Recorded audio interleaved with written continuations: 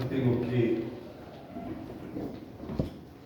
cada uno tiene unos desplazamientos últimos, 1, 2 y 3. Esos desplazamientos últimos no son los desplazamientos, ¿cómo los calculo, digamos? Como los desplazamientos que yo obtuve aplicando las fuerzas sísmicas,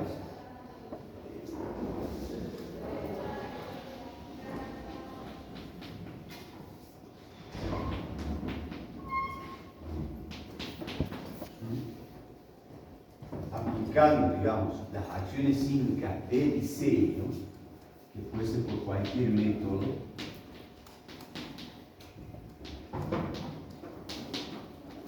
aplicando las acciones sísmicas de diseño, sean las fuerzas por el método modal, o sea, por el método estático, las tenemos que amplificar a esas acciones por un coeficiente C sub D. ¿Está bien?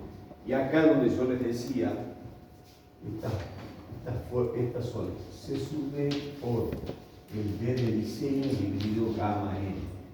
Este C sub D es el coeficiente de amplificación que depende del eje que hayamos adoptado. Y acá le pongo entre paréntesis la billeterita, se acuerdan que habíamos hablado la clase pasada. Es decir, yo puedo adoptar el eje que yo quiera, desde 1,5 a 7. Cuanto más grande sea el R, las acciones de diseño, las acciones de diseño, veamos dónde resultan estas resultan de, nos acordemos así,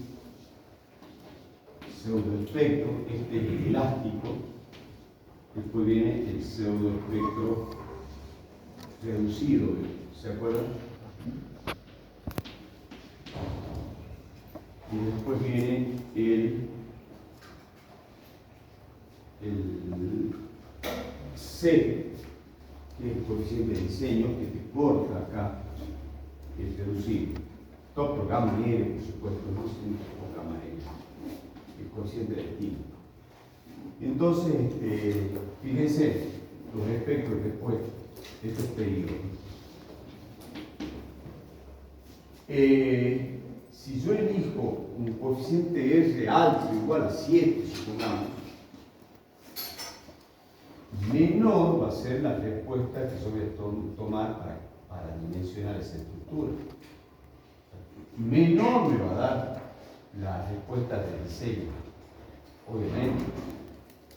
Pero, a la hora de calcular los desplazamientos últimos, yo tengo que amplificarlo por un coeficiente que cuanto más grande tome R, más grande va a ser el C sub D. En la tabla, buscarán después, entonces a continuación acá, no está acá en la tabla que permite calcular el C sub D. ¿Está? Pero ahí es donde se paga, en cuanto mayor es el R que adopto, mayor es el C sub D. Y obviamente que, y acá saco la diferencia de esto, me da el delta de piso, que es igual a D sub U3 menos D sub U2. Eso es el delta de piso 3. Y la distorsión del piso 3 va a ser igual el delta del piso sobre la alturita de ese piso. Esa es la distorsión del piso. ¿Qué hago con esa distorsión? Y bueno, tiene que ser menor del 1,5% o del 2,5%. Según condiciones de dañabilidad o no dañabilidad. Es decir, si yo quiero que los elementos no estructurales tengan la condición, puedan ser dañados por las deformaciones impuestas por las estructuras, entonces le aplicaré un 1,5% extra. ¿Qué quiere decir eso? Suponete, Yo estoy en el hospital San Bernardo, ¿no es cierto? Y los elementos estructurales, ¿no es cierto?, son fundamentales en el hospital porque si viene un sismo pueden dañar a los enfermos. En general todos los elementos estructurales pueden dañar a las personas, pero si yo estoy en condición de indefensión, tipo en cama, no se los podés poner bajo el escritorio, taparse, entonces claramente yo impondré la condición de dañabilidad para un edificio de grupo A o A0, puede ser un hospital. Es decir, condicionaré que las distorsiones no excedan del 1% inclusive. ¿Está? Ahora, si un edificio de vivienda y si realmente ha sido diseñado con un criterio adecuado, sísmico y los elementos estructurales, la mayoría son hechos con ladrillo macizo, y he tomado en obra la precaución de poner cada 50 centímetros 2 barritas de 4,2 ancladas a la columna, de manera que eso no estalle perpendicularmente. Yo estaría tranquilo y tomaría el 2,5%. No sé si se entiende, ya me voy a lo que menos exige. ¿Está? Ahí está el criterio de interpretar lo de D y lo de ND. ¿Está claro? Porque por ahí, si uno lee textualmente mucho la norma y no le dice nada, dice, a ver, leamos, ¿qué es D? Existen elementos no estructurales que puedan ser dañados por la deformación impuesta. ¿Les dice algo a ustedes eso? A mí nada. Entonces me puse a pensar mientras me estaba exponiendo y digo, a ver, ¿cómo lo interpreté yo? Bueno, si estoy en una situación donde realmente los elementos no estructurales juegan un papel importante, como si en un hospital, yo tomaría la menor deformación para no excederme y tratar de que dañar lo menos posible los elementos no estructurales. Así lo interpreto todo eso. ¿Está? Y lógico, cuanto más limito las deformaciones en la estructura, menos posibilidad hay que se dañen esas. ¿Cuándo se dañan las cosas? Cuando hay grandes deformaciones. ¿Se entiende eso? Grandes deformaciones, gran daño sobre la estructura. ¿Está? Entonces, ¿qué tengo que hacer? Controlar esas deformaciones. ¿Está? Esto es un aspecto clave del cálculo estructural, y es tan simple como que nadie le da bolilla a los calculistas, digamos que hay, no digo, obviamente, los calculistas conocidos y reconocidos en el medio, los cuales ustedes tuvieron un gran profesor, el ingeniero Puerto Caro, que es uno de los calculistas más importantes de Salta. Pau Coan también calcula muchísimos edificios. Son gente que está en la movida, y yo los nombro a ellos porque son los dos de la Universidad Nacional de Salta, digamos. Y hay muchos otros que son buenos calculistas, no se han recibido en nuestra facultad, no serán buenos, pero hay otros que no se han recibido en la universidad, que hacen cálculo igual, porque se meten al SAP, modelan una estructura, sacan un planito y algún ingeniero amigo, poco ético por cierto, le firma ese cálculo. Eso no es ético, y no solo no es ético, es peligroso, porque ese chico que hace ese cálculo mete en un SAP y dice, bueno, ya está, ya sé calcular yo. No, ¿qué vas a saber calcular? ¿Ha hecho control de deformación? Sí. No sabe qué es control de deformación. Lo que acabamos de ver, la tontera esa, el gráfico ese que acabo de hacer allá, no lo hace. Y si vos le haces algunos cálculos, el control de deformidad no da. Entonces está mal hecho ese cálculo. Ni revisé el cálculo.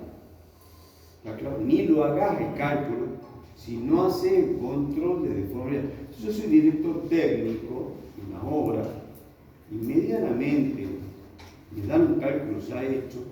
Lo que yo haría por lo menos es ese número, y aparte que lo saco de la memoria, a ver cuánto le da el desplazamiento máximo.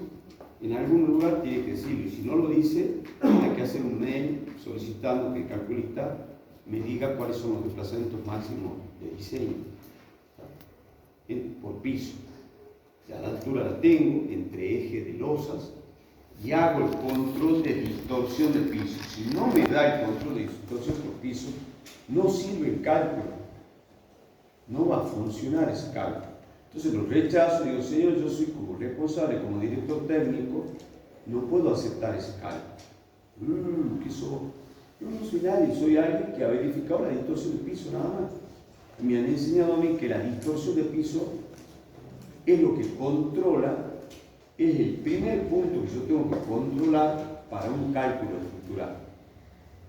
¿Está? Entonces, lo primero, ¿qué es lo primero que tengo que hacer antes de calcular nada? Controlar la distorsión del piso, fuerte, ganó como que hoy ganamos a los colombianos, controlar la distorsión de piso. Muchachos, ¿está claro? Controlar la distorsión de piso. Bueno, ya lo hemos controlado, ya está, ya saben un poquito más sobre esta materia. Ahora nos metamos sí en el método estático. ¿Qué es el método estático? Es reemplazar la acción sísmica dinámica por un conjunto de fuerzas crecientes en altura. ¿Cuál es la gran diferencia si yo pregunto a un alumno entre el método estático y el método dinámico? Ahí está en los comentarios que acabo de decir clarito. La gran diferencia es la distribución de fuerza en altura. En el método estático yo fijo que la distribución de altura va a ser proporcional y creciente. Y me invento una fórmula que dice que la fuerza en los diferentes niveles es proporcional al peso por la altura de ese nivel dividido la suma de los pesos por las alturas. Es decir, la distribuyo proporcionalmente a los pesos de cada nivel y a las alturas que voy escalando. Como generalmente las alturas son constantes, es lo ideal. O sea, excepto la planta baja, siempre cuando hacemos la planta baja le damos un poco más de altura, porque ahí diseñamos los lobbies, diseñamos, los arquitectos sobre todo diseñan, qué sé yo, el centro de convenciones, de hoteles, si fueron hoteles, el edificio, un centro de reunión de un consorcio, siempre le damos más altura a la planta baja. Ojo con eso, no mucha altura. Porque si yo tengo esa diferencia, mucha diferencia de altura, como vamos a ver en esta clase, puede ser problemática la cosa. Pero en general, si las alturas son constantes y los pesos son constantes, esa distribución me da una recta perfecta así en altura. ¿Está? Y ahí está el tema, que si los pesos no son constantes, las alturas varían y las rigideces no son las mismas, ya se va para cualquier lado el cálculo método estático. Por eso que ahora pasamos. Esta justificación dinámica, yo se las dejo para que ustedes hagan el lápiz y papel y cuando les toque el tema no sé, yo lo sepan hacer y se rinde en el tercer parcial, en el integrador, ¿cierto? Nos toca método estático, que es el tema 2 o 3, creo, no me acuerdo, yo doy 5 o 6 temas. Y dentro de eso yo les puedo pedir que desarrollen todos los temas, o les pido yo denme la justificación del método estático. Es muy común en un examen integrador que nos toque ese tema que es sorteado. No me gusta a mí decir, bueno, te voy a dar, te veo la cara, te veo cara, ganas de acharlo, este changuito de bola lo voy a achar. Entonces les pregunto, justificación dinámica del método. No, sortea. Ingeniero, el tema que me sorteó no lo sé. Hijo de hermano, yo te quiero mucho, Colombia, le vamos a ganar, pero volver el año que viene, ¿qué va a hacer? Está claro, no es cuestión de que yo tengo algo contra vos. Ahora, si ese tema te tocó y yo, para simplificar, qué sé yo, te pido método estático, justificación dinámica, y hay que sentarse y partir de la ecuación dinámica del movimiento para n grado de libertad, empezar a simplificar, llegar a la ecuación y esta, ¿se acuerdan? Cuando ya hacíamos la hipótesis de las ecuaciones diagonalizadas, le poníamos el símbolo asterisco porque era diagonalizada, ¿se acuerdan? Tenemos una masa diagonalizada, la matriz C diagonalizada y la matriz K diagonalizada, acá, K diagonalizada. Entonces, lo que tenemos es una ecuación por cada nivel, hemos logrado desacoplado. De ahí tienen que partir ustedes. La respuesta de Duhamel al sistema diagonalizado está dado por esta expresión, donde aparece la frecuencia amortiguada, aparece tau, aparece la frecuencia natural, W. Y en definitiva, ¿no es cierto?, podemos expresar que el desplazamiento en un módulo vibral J es igual a la participación de ese módulo por la respuesta de Duhamel, que era el famoso integrante Duhamel. Bueno, a partir de ahí hacemos algunas hipótesis, ¿no es cierto? Ya sabemos que el desacoplamiento de los desplazamientos o ecuación de transformación de base, también llamada, como le quieran llamar matemáticamente lo mismo, o sea, no es lo mismo, pero se puede interpretar de una forma o de otra.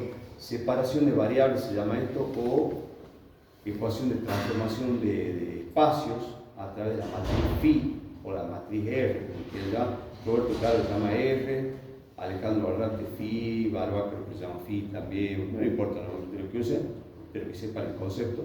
Entonces me queda que los desplazamientos son iguales a la matriz de transformación por el coeficiente de participación por las respuestas máximas de Duhamel. Entonces, ya poniendo las respuestas máximas, la integral de Duhamel máxima se transforma en los espectros de respuesta. Por ahí le puedo preguntar, ¿y cuáles son las hipótesis para que usted, en lugar de ponerme el espectro de respuesta en desplazamiento, porque estamos hablando de desplazamiento, me ponga de prepo el espectro de respuesta de aceleración sobre WJ al cuadrado? Eso es válido, estoy dando pseudo espectro, si no, no es válido eso. Y ahí les puedo pedir que me hablen de pseudo espectro, que está en otro lugar. Bueno, salvando esos detalles, llego a que los desplazamientos máximos da esto, y en definitiva las fuerzas, que son la matriz de rigidez por los desplazamientos, me queda montado de esta manera. Y ahí sigo, pero hay que sentarse con lápiz y papel, y son matrices, no se olviden, no son números que estamos trabajando.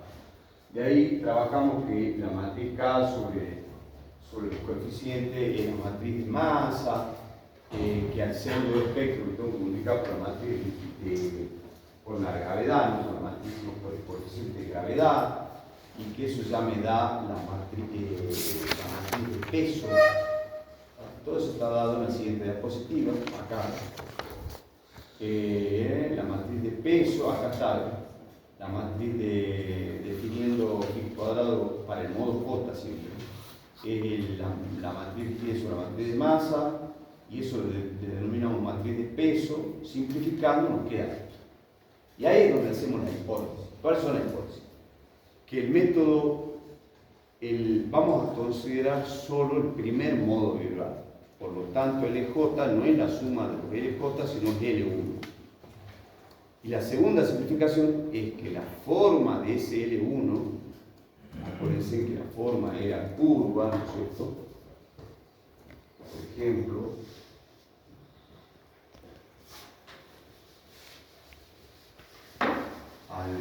que acá, la forma de vibrar de esto podría ser, este es el modelito,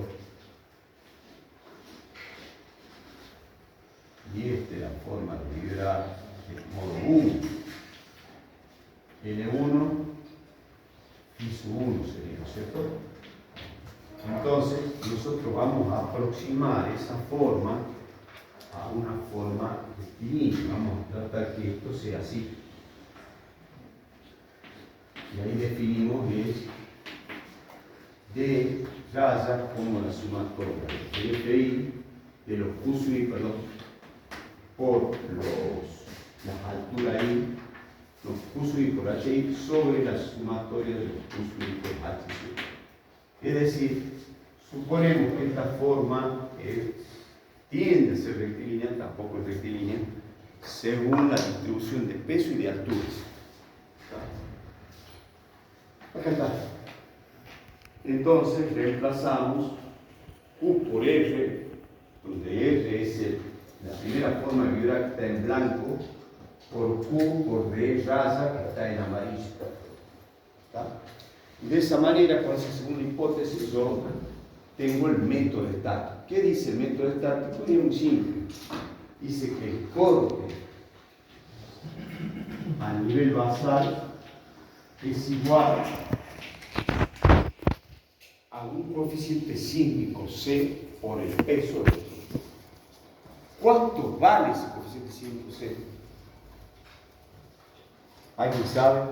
¿Algún chico que ya haya cursado y haya hecho el 3?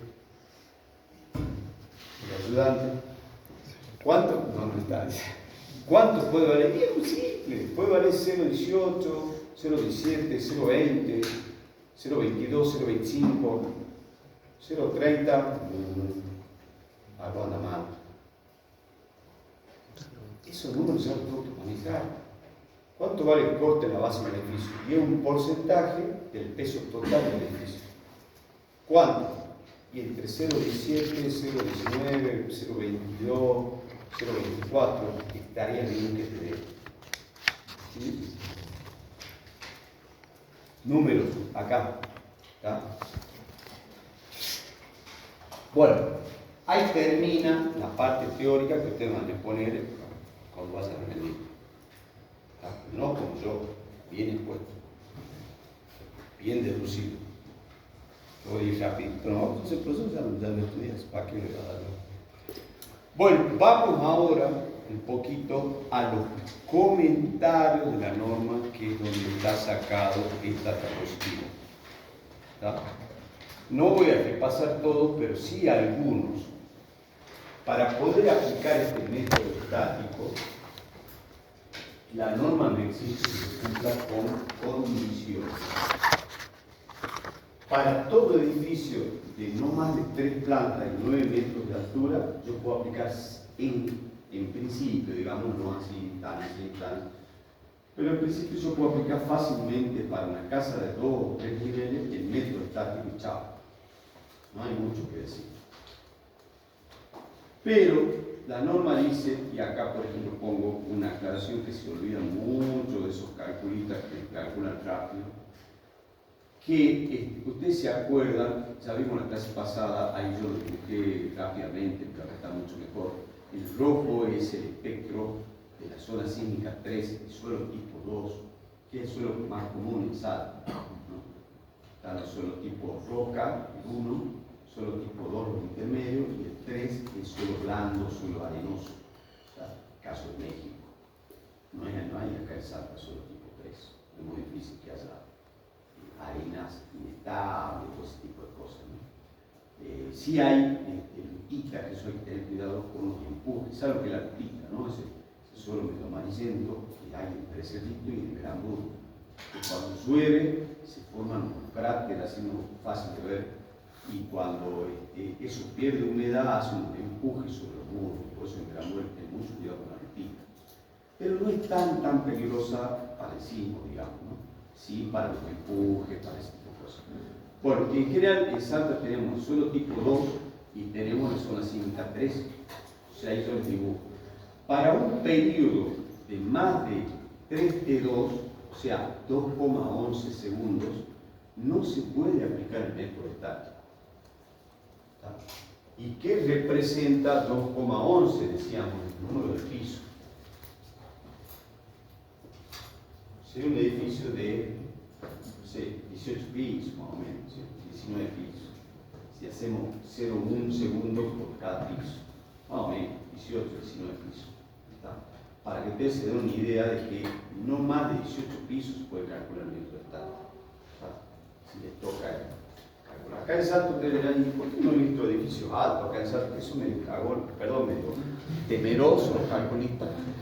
No es que sean temerosos, hay una reglamentación de arquitectura que se llama Vistas, que han inventado los arquitectos, en el cual en todo el casco céntrico no se puede construir más de 5 pisos. Si bien eso fue una reglamentación de vistas para que sigamos viendo el San Bernardo y tengamos grandes vistas de la ciudad de Salta, la verdad que nos vino al pelo, porque el último sismo de categoría 6 no se ha registrado ningún problema estructural importante. Así que es bueno. Entonces, ¿por qué se limita el tema del periodo? Porque si yo tengo un edificio muy grande, con periodos altos, ¿cuál significa? Frecuencias bajas, edificio flexible. Acuérdense, periodos altos, yo digo, ¿qué significa periodo alto en un examen? Tiene que después así en el acto, así, edificio flexible. ¿Y de dónde saco esa barbaridad yo? Muy fácil. La frecuencia es proporcional a la rigidez. Para un grado de libertad, la frecuencia de la regla de K sobre M, ¿se acuerdan? Frecuencia proporcional a K. Cuando tengo mucha rigidez, tengo alta frecuencia. Y quiere decir alta frecuencia, periodos bajos. Entonces, por acá van a estar los edificios rígidos. Por acá. Los edificios exitosos. Las casas de 2 pisos, ¿cómo son? Rígidas. Periodos bajos. Los edificios altos de 20 pisos, que no hay en Salto, gracias a Dios, son flexibles. Se mueven así durante 5 años, es decir, flexible. Periodos altos. Esa tontera quiero que me la explique cuando rindan. Y yo decía, a ver, explíqueme qué hizo el periodo, flexibilidad, rigidez. Una estupidez, pero quiero que me la explique. Y que se mueva, a ver cómo está. A ver si lo entiendo o no. Porque es increíble, no lo entienden. ¿Está? O sea, hay que pensar como piensa la estructura. ¿Está? Entonces, las estructuras muy flexibles, ¿por qué no nos conviene? Y porque nos comienza a dar, ¿no es cierto?, nos comienza a ir del plafón. Y las acciones con las cuales yo estoy dimensionando ya son muy bajas. Y eso no es posible porque este esquema, yo les expliqué a ustedes que es un envolvente de respuestas. ¿Se acuerdan? Eso también quiero que sepan conceptualmente. Pero la realidad es otra. Si el sismo viene con otro contenido de frecuencia diferente a la que el señor IMPRESISOC 103 cree que es la que aplica, está frito. ¿Está bien? Si el contenido de frecuencia que trae justo pone en movimiento nuestro edificio, estamos fritos. Entonces tenemos que tratar de dimensionar digamos, dentro del plafón. Y por eso es que la norma acota el periodo. Y dice, y a eso iba, digamos, acá está. Vamos a pedir, ya vamos avanzando, igual ya ponemos todo esto. El periodo, sí, está más adelante. Pero me quiero ir adelantando para que vamos a entender un poquito las cosas. Ya volvemos a todo lo que es diseño sismo-resistente, que esto es interesante. Periodo. Acá está. Este es nuestro espectro de diseño, ¿cierto? T1 y T2 definen lo que se llama el plafón. ¿Está bien? Entonces hemos dicho que cuando excedamos de 2,1, que está por acá, allá está en nuestra escala, entonces no vamos a poder aplicar el método estático. Por otro lado, la norma me acota, ahí está, me acota un C máximo que está dado por 0,24 sobre el R. Y también me acota este valor, ¿no es cierto? Me permite un T máximo de 0,49. Esos valores, en definitiva, lo que está pintado de azul es lo que me permite, las estructuras que caigan ahí son las que vamos a aplicar el método estático.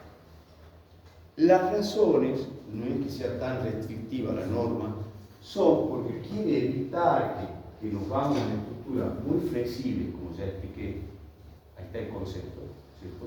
La estructura flexible escapa del comportamiento del método estático. ¿Está bien? Por un lado. Por el otro lado, ¿cierto? A ver acá, te permite la norma calcular, ahí está la fórmula que yo decía, el método estático, ahí estamos, C vale eso, la respuesta estática. Por el otro lado, los periodos, bueno, son los 3 periodos, los 3 espectros, pero acá está.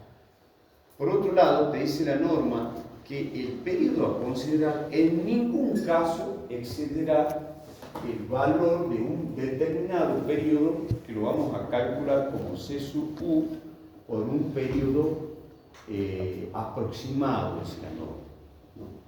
Y te tira dos fórmulas para el periodo aproximado. Entonces, justo hoy el auxiliar me preguntaba, de Augusto, me dice, ¿qué pasa si yo no cumplo que el periodo mío me supera el valor de C sub 1 por T sub A? ¿No verifica ese edificio? ¿No puedo aplicar el método estático? ¿Me tengo que dedicar a otra cosa? ¿Dejo ingeniería? ¿Qué hago si no verifica esa fórmula? Yo les hago la pregunta a ustedes. Leamos lo que dice la norma, dice así. ¿Dónde es que estaba? Distribución de masa, rigidez. El periodo fundamental, ¿dónde está? No está ahí escrito, parece. No lo puse textual. Bueno, en los comentarios dice, en ningún caso, así dice, el periodo excederá el valor de C sub U por T sub A. Lo que quiere decir la norma, y que no es bien explicativa, por eso hay que tener cuidado cuando uno lee una norma, es que en caso que el periodo que ustedes han calculado con el método modal espectral o con el análisis de vibración libre, que lo hace el SAP en definitiva, les aviso, muy fácilmente, y lo hace muy eficientemente, si usted la dimensionó bien a la estructura del SAP, determina el periodo fundamental y no debe exceder este valor. Quiere decir que tengo que tomar el menor valor, ya sea del que me dio con el método modal de vibración libre o el que me da esta fórmula aproximada. Eso es todo. Es decir, que si yo excedo este valor tope, lo que tengo que hacer es tomar ese valor tope para esa estructura. No quiere decir que la estructura no verifique. ¿Se entendió eso entonces? Muy simple. Te acota. Te dice, che, pero mi estructura me da un periodo más grande que eso. Y como ejemplo, yo hice el cálculo acá. Para una estructura porticada de 2 pisos, por ejemplo, 6 metros de altura, los coeficientes son eso, y me da el periodo aproximado es proporcional a la altura del edificio y al sistema estructural, es decir, si son pórticos y qué material es, si es hormigón, si es acero, si es mampostería. Entonces, según el material, la tipología, yo tengo una expresión y, por ejemplo, para 2 pisos me da el periodo máximo a considerar 0.34. En 5 pisos, 0.75. Entonces, con ese ejemplo, nosotros calculamos el periodo con el método de vibración libre, método modal, y no debe exceder esa cosa. Si excede, ¿qué hago? Nada, no hago nada, simplemente adopto el periodo igual a ¿quién? A C sub 1 por T sub A. ¿Quedó claro eso? Adopto el periodo cota. Lo que estoy haciendo es evitando que mi estructura se vaya, se flexibilice, estoy limitando el comportamiento estructural. ¿Sabes? Yo estoy fijando el comportamiento que va a tener esa estructura. ¿Está? Bueno, entonces, y la misma norma prevé también el cálculo de esa de la aproximado, esa fórmula que yo les acabo de dar, varía, ese es para cualquier tipo de estructura, por los procedimientos generales llaman, ¿no? Pero para estructuras que estaban bien diseñadas, con tabiques de hormigón armado, con muros, se puede proponer un periodo aproximado que da mucho más chico, que está dado por la densidad de muros. Esta expresión que hay acá me permite tener una idea de la densidad de muros, porque A, son las secciones de tabique y la fórmula ya está estudiada de manera que tiene en cuenta la cantidad de tabiques que yo tengo. ¿Por qué? Porque la cantidad de tabiques cuando ustedes diseñan un edificio te limita mucho la deformación y te cambia mucho el periodo. De igual forma, estos son fórmulas aproximadas. El calculista, digamos que un edificio muy simple, se podrá aplicar esta fórmula siempre y cuando tenga regularidad estructural y para andar bien. Y si no, lo meten en un software de cálculo como el SAP y lo calculan. ¿Cuánto es la vibración libre? Y ya les da el periodo de entrada. No hace falta que aplique una fórmula aproximada, pero sí tiene que verificarle que no tiene que acotarse, no tiene que irse de este valor. Bueno, dicho esto, digamos, por acá yo quería mostrarle esto que quería mostrar. Fíjense, esto es interesante allá lo de la billeterita. Si yo elijo un valor de 7, saco la billetera y C sub D me da 3,5. Si yo elijo un valor de R igual a 7, perdón, a 7 estaba haciendo, perdón. Esto me da, no está bien enfocarse, no, esto es otra cosa.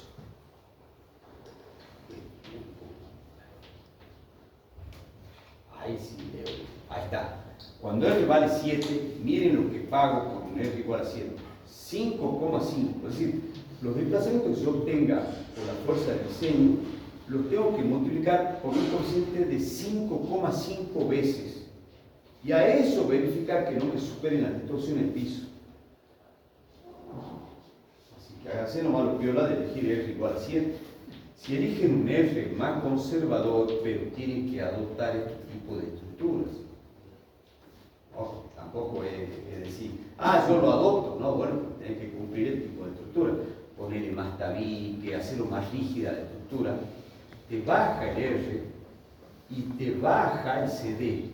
Entonces, suponete, si yo tengo una estructura con ductilidad limitada, entonces es una estructura diseñada adecuadamente con pórticos y tabiques de hormigón armado. Eso es una estructura con ductilidad limitada. Tengo un R igual a 3,5, un R razonable, y estoy pagando un CD 3,5. Es decir, voy a tener que amplificar los desplazamientos por 3,5. Muchas veces soy reiterativo lo que digo y vuelvo a lo mismo porque quiero fijar cosas, ¿no? Y que no se duerma ya mi doctorado, que la persona perfecto. Yo ya estoy durmiendo y no te voy a aprender. Sale el partido, gracias a Dios. Después que le hagamos un golazo ahí al muchacho. Bueno, ¿qué nos queda, digamos, para... nos queda un poquito de estas fotos que son bastante elocuentes. ¿Qué son estas fotos? A ver si alguien puede dar su idea. Son estructuras que han fallado durante un siglo. La única forma que tienen los ingenieros de aprender es, ante un sismo, agarrar lápiz, papel, casco, botas y meterse a las estructuras destruidas y ver qué aprendemos de esa estructura. No hay otra forma. Uno de los grandes terremotos que nos enseñó un montón y que Roberto Caro estuvo presente, después del terremoto, digamos, no antes, si no, no estaría acá, es el terremoto del año 1985 en México. El 19 de septiembre de 1985, ¿por qué me acuerdo la fecha? Porque yo justo me estaba yendo a México cuando ocurrió el 19 de septiembre del 2000, ¿cuándo era? 17, cuando estaban conmemorando ese terremoto del 85, han hecho un simulacro, claro, tiene que hacer simulacro de terremoto para conmemorar el terremoto, y 2 horas después vino un terremoto terrible el mismo día, increíblemente en México. Ustedes saben que México está fundado sobre un gran lago, ¿cierto? Y por lo tanto todo el suelo es arenoso y es inestable. Entonces, además del problema de que están en zona sísmica, hay una amplificación dinámica debido al suelo grave. Si ustedes van a México, van a ver que hay en el sur unas lanchitas muy simpáticas que no se va y recorre todos los millones de lanchas, se sube, qué sé yo, porque es lo que ha quedado de ese lago donde estaba la ciudad. Lo que pasa es que han ido rellenando.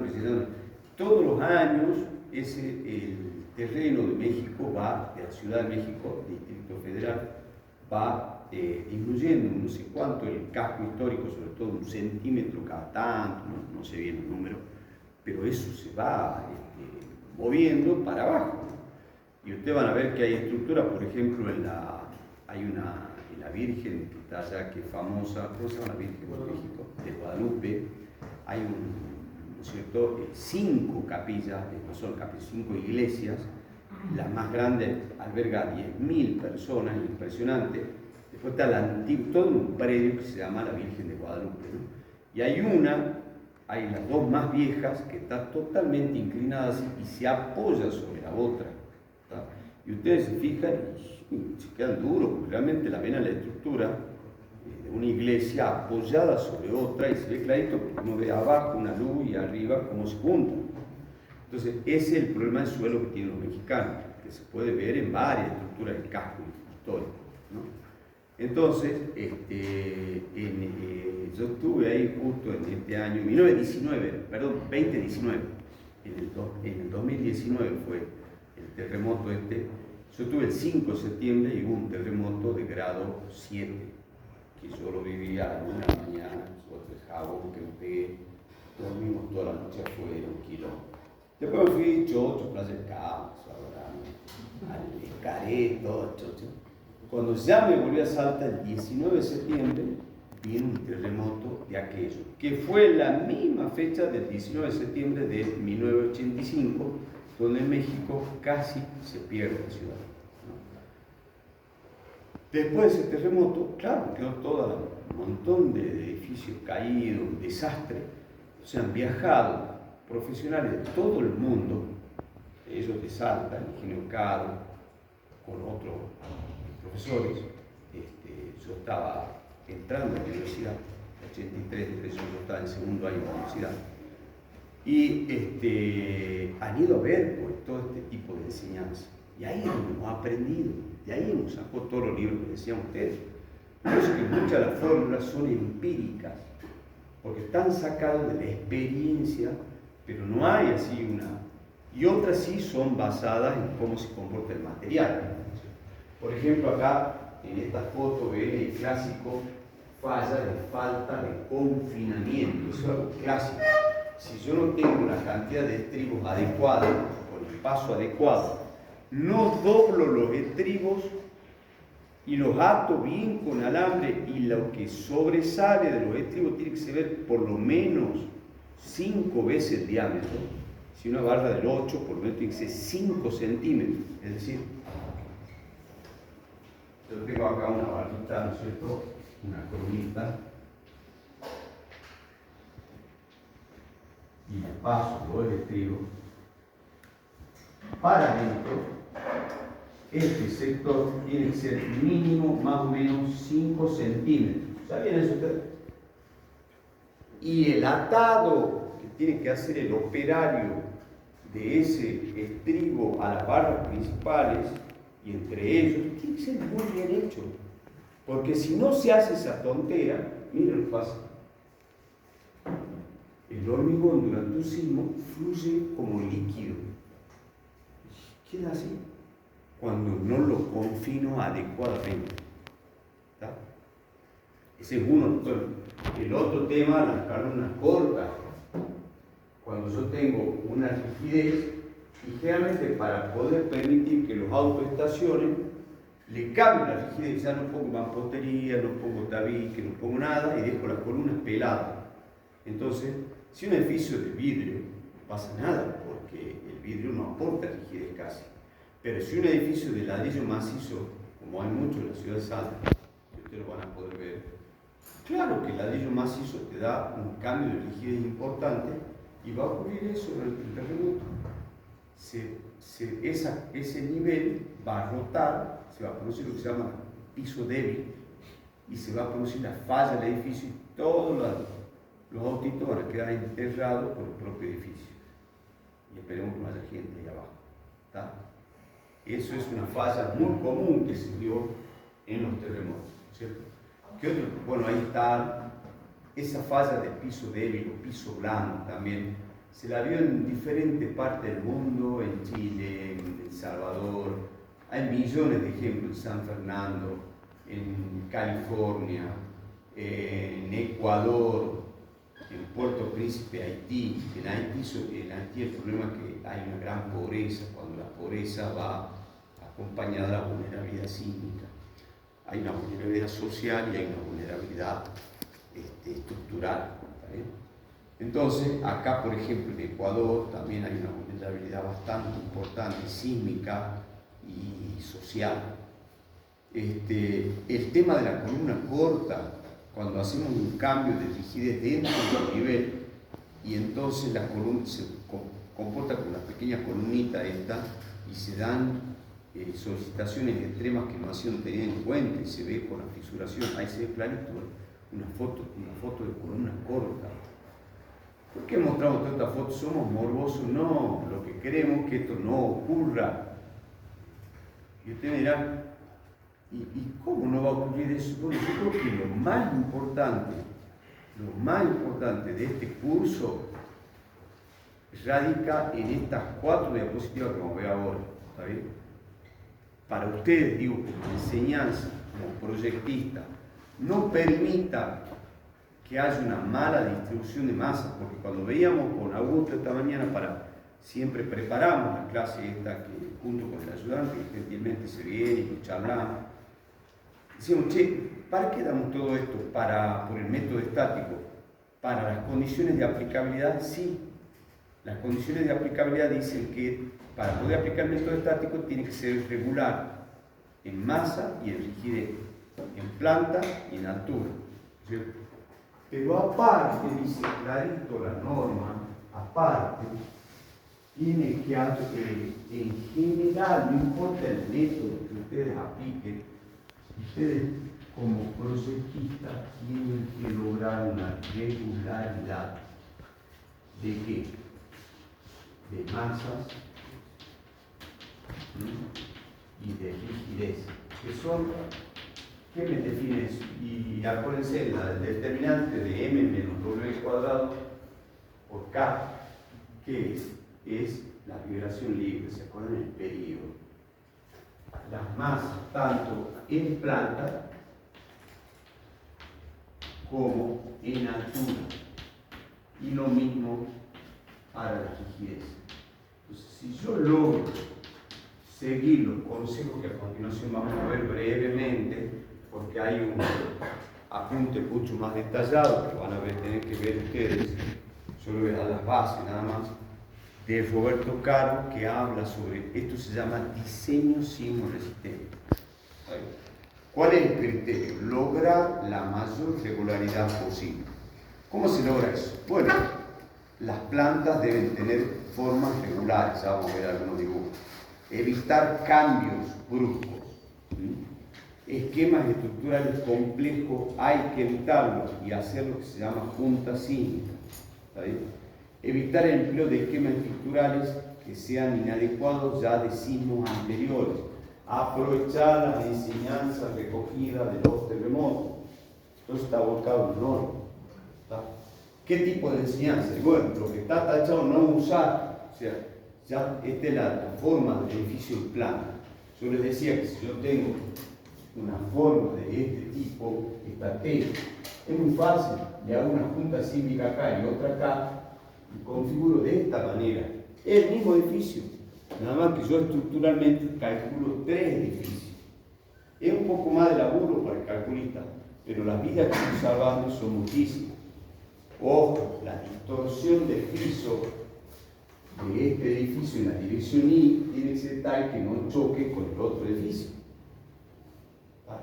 Y el R que yo elija va a aparecer el C sub D, y los desplazamientos amplificados no deben permitir que esta estructura no se aplauda con esta, sino peor es la solución que lo hubiera dejado junto, que por lo menos eso.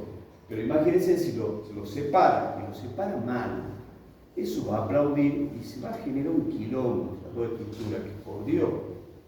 Entonces, ojo con la solución de la junta, hay que saber aplicarla bien con la distorsión del piso. ¿Qué pasa con la altura Y bueno, acá está en rojo, rayadito, los tabiques de hormigón armado o los muros que son rígidos. Tiene que ser continuo, no puede haber un piso blanco acá o acá. ¿Sí? Tiene que haber una regularidad, un criterio de diseño. ¿Se entiende? Son muy gráficas las de fútbol. El tema de la distribución de masa, ¿qué es lo que se espera? En general, en elevación, si yo voy a plantear un edificio en altura, y la mayor rigidez la tengo que tener abajo, porque tengo la mayor demanda. ¿Dónde está el esfuerzo de corte mayor? Acá abajo, porque estas fuerzas, ¿cómo la calculo el corte de la base? Acá pongo F3, acá sumo F2 y acá sumo F1. Y acá me da el corte igual a la suma de los F suidos, F1, F2, más F3. Y este es el diagrama de corte piso a piso. Este es el corte y este es el esquema de fuerza sísmica. Entonces, el corte máximo es en la planta. Entonces, yo tengo que tener la mayor resistencia donde abajo. Entonces, las columnas van disminuyendo desde el último nivel hasta la planta baja. Normalmente, a veces cuando vamos a ponerle medida a una columna, en un edificio de altura se pone a ver, el último nivel le demos 20 por 20 o 30 por 30. Dos niveles más le sumamos 40 por 40. Dos niveles más, 50 por 50. Y llegaremos al último nivel 50 por 60 y así dan las columnas altas para un edificio puro aporticado. Pero lo ideal es combinarlo con un tabique y no recurrir a columnas tan grandes en planta baja, porque justo ahí tenemos las cocheras. Y claro, tenemos columnas de 60 por 70 y no hay auto que pase por ahí, ¿no es cierto? Hacemos pelota al auto, qué sé yo. Entonces ya tenemos que pensar en otros diseños para que nos den esa tremenda dimensión. Pero al margen de eso, el esquema estructural tiene que seguir una lógica. El tema de no variar en los pisos de abajo, sobre todo la rigidez, ya sea de los elementos estructurales o no estructurales. El tema de la regularidad torsional, es decir, que los elementos resistentes, si hay tabique, como en este caso, ¿no?, sean perpendiculares entre sí, ortogonales, ese tipo de cosas. Entonces, la norma, ya con todos los conocimientos de los terremotos, me han generado dos tablas que ustedes se las van a tener que aprender muy bien, y las voy a tomar este año, porque no las estoy tomando en los finales, pero este año me voy a ocupar, y en los cuestionarios también, de preguntar cuáles son estas dos tablas, porque las tienen que saber de memoria ustedes, porque me dicen, es lo que tienen que hacer a la hora de diseñar un edificio, seguir a rajatabla la tabla 3 y la tabla 4. Entonces la vamos a charlar, esta tabla, sí, acá está la tabla, 2.4 y 2.5, ¿no? La tabla 2.4, la marcadita en azul ahí, habla de la regularidad estructural en altura. ¿Está bien? Y trata, ¿no es cierto?, de la regularidad de rigidez, la regularidad de masa, la regularidad dimensional y la regularidad vertical. Esta es la tabla 2.4. Y la tabla 2.3, que ahora paso, vuelvo, porque la estoy pasando encima. La 2.3 habla de regularidad en plano. Entonces ustedes van a tener que estudiar y anotar, después lo de che, me tacha, sí, ya está. Si no sabe la tabla 2.3, la tabla 4. No me importa que sepa la tabla del 2, del 8, del 10, no es tabla de multiplicar ni aprender de memoria. Bueno, más o menos, ¿quién que aprende de memoria a veces? Porque si yo me aprendo de memoria cómo tiene que ser el edificio, no le voy a errar a la hora de diseñar un edificio. No voy a meter la pata. Por eso que en matemática, a la hora de hacer un cálculo, y tengo que saber la tabla de memoria. Bueno, acá lo mismo, la tabla 2.3 y la 2.4 de memoria, entendiendo la parte. Con la tabla 2.3, muy simple, regularidad en planta. ¿Cómo es eso? Bueno, vos tenés que tener una distribución adecuada de masa y de rigidez. ¿Cómo se entiende eso? Bueno, vamos a ver la clase que viene, que acá pasa un dibujito. Yo tengo una planta estructural, para el columna, no sé qué sé yo, como sea la columna, y de acuerdo a esa columna, cómo la elegí, que es 1, que es 2, me da, supongamos que esta columna es un poquito más grande, que se me ocurrió, esta más chiquitita, y el centro de rigidez se me viene por acá. ¿Por qué se me viene por acá? Y donde tengo más columnas, por ahí se va el centro de rigidez. Por eso yo los parciales los veo más de lejos y ya sé si han hecho bien o mal. Porque lógicamente, si tengo más columnas de un lado, por ese lado va a estar el centro de rigidez, no hay que hacer muchos números.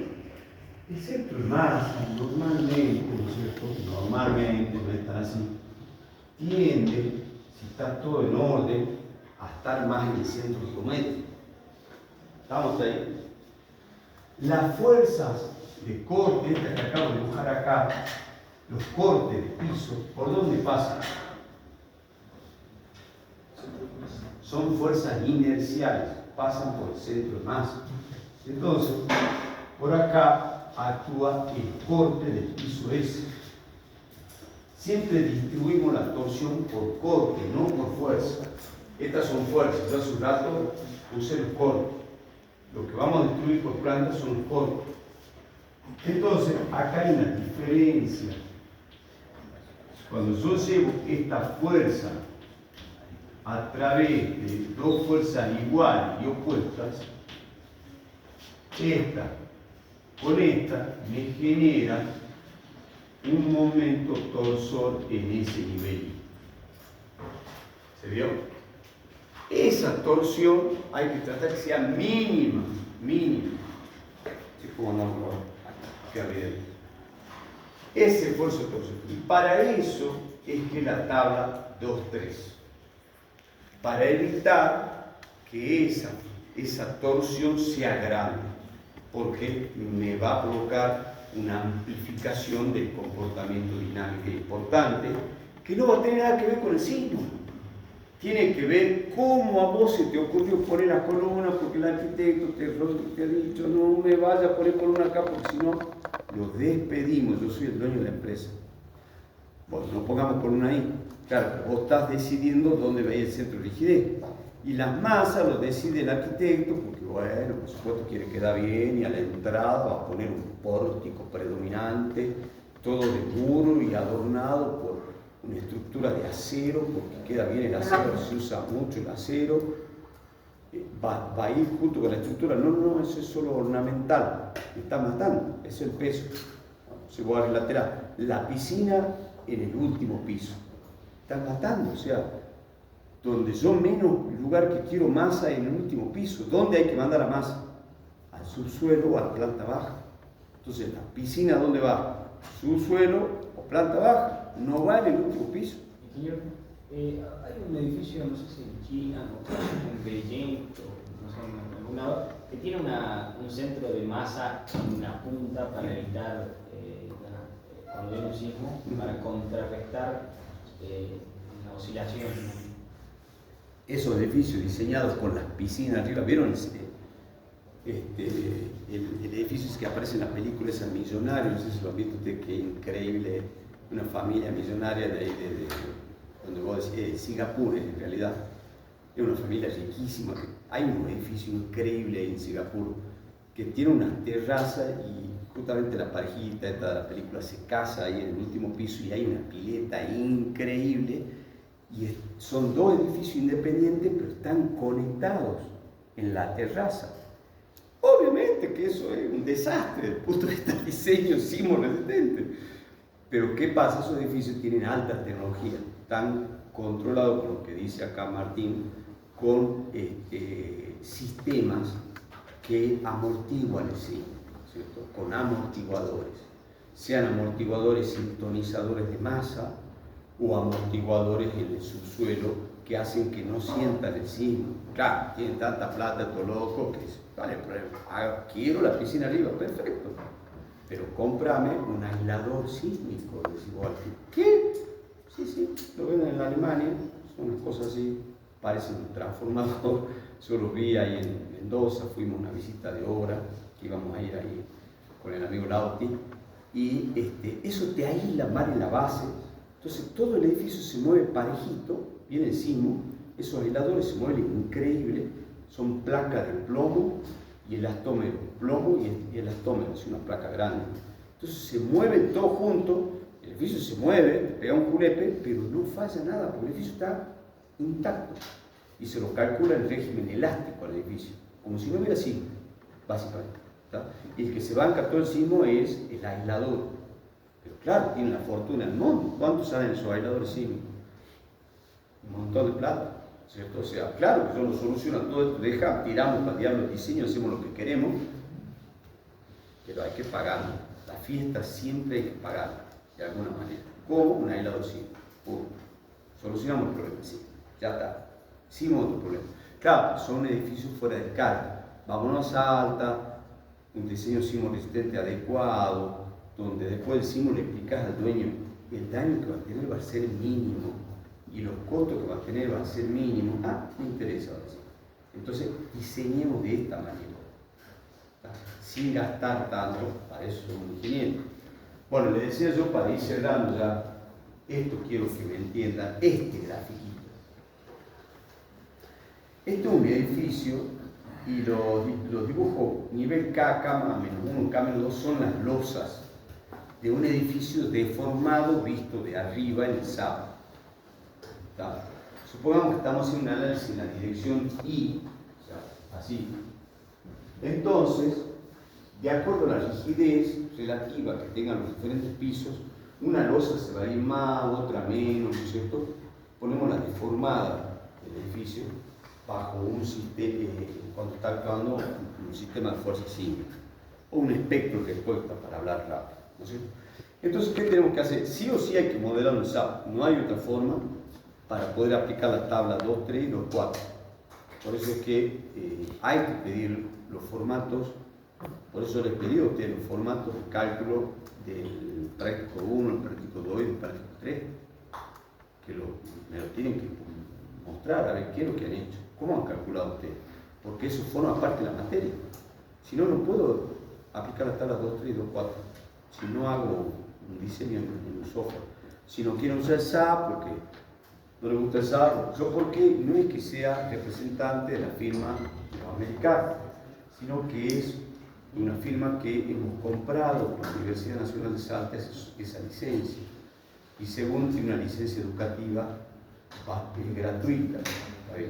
Todo lo demás, el CIPE no nos quiso vender, pero cobra fortuna la universidad. No, págalo con cualquier hijo vecino. Son buenos software también los españoles, no el CIPE. Y hay otros, muchos más. Estamos hablando de software elástico lineal. El SAP, el CIPE, hay otro, el robot, no sé cuál otro más ahora.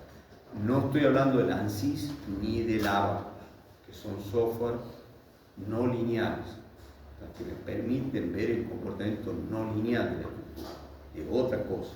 Para el cálculo andamos bien con el SAP, con el CIPE, con el robot, con todo lo que no sé cuál otro más, no me acuerdo en este momento. ¿Está? Bueno, entonces ustedes lo modelan en la estructura, sacan los desplazamientos y tienen que agarrar el desplazamiento máximo entre dos pisos sucesivos, visto en planta así, no debe, según dividido por el desplazamiento promedio, este desplazamiento promedio, si no supera el 20%, el máximo dividido esto no supera 1.20, tiene que ser estructura irregular en cualquier piso. Esa estructura es bastante. Si ustedes siguen los consejos que yo les digo de dimensiones de columna, decreciente cada 2 niveles o cada 3 el máximo piso, y coherente, 10, 20 centímetros nomás, no se puede reducir mucho tampoco, ustedes sí les va a dar la fórmula esa. Obviamente, distribución de masa correcta, bien distribuida, proporcional, Tiene que seguir todo un lineamiento de regularidad, de mayor a menor, no igual. Dije regularidad, no que la masa sea igual. ¿Vale? Puede ser que la masa sea bastante igual, porque los edificios lamentablemente no podemos retranquearlos, pero en general te admito que las normas de la Ochava, los centros de manzana, no sé si sabían, los centros en altura, para evitar las vistas, te piden los códigos de edificación que vos te retranquies, es decir, que te vayas para dentro de tu terreno. ¿Está bien? Eso es bueno, porque nos va disminuyendo las masas en altura. O sea que las normas de vista a mí me vienen al pelete para el diseño sismo-resistente, ¿no? Entonces, cuanto menos masa tengo en altura, mejor, pero la rigidez tiene que ir acompañando.